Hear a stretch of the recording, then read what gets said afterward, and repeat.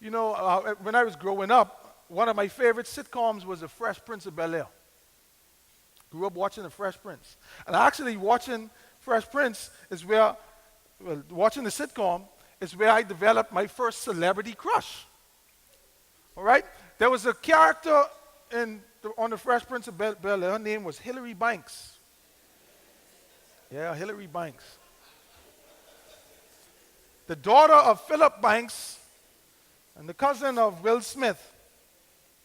Now, Hillary was a pie, what we call a pie. All right? Hillary was this nice, petite lady. She was always well-dressed. Always well-dressed. She had these big, bright eyes. She was always, like I said, she was fashion-forward.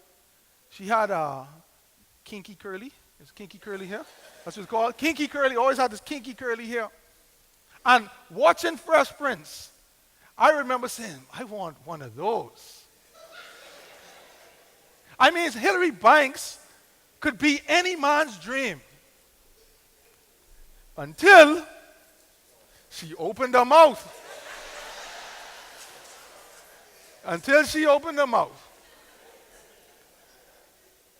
And I realized, maybe some people like Hilary Banks, they're just good to look at. They're what we call eye candy, an accessory. Their beauty only goes skin deep. I don't believe that us as followers of Christ should be spiritual eye candy. I don't believe that the beautiful life that God has called us to live should be shallow. I don't believe that the depth of our spirituality should be skin deep. I believe that Jesus died and rose again so that we can be more than eye candy, more than an accessory, more than a symbol, more than an image.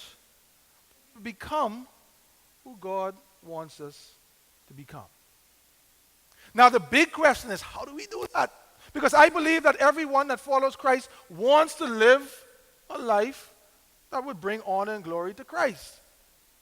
The question is, how do we do that? And this morning, what we're going to be talking about this morning is exactly how we are going to do that. We're going to look at some practical things that we can do, not tomorrow, but today, in 5 minutes, that we can begin to do so that we can identify what the Apostle Peter says in verse 8, so that our journey of faith is not unproductive and barren.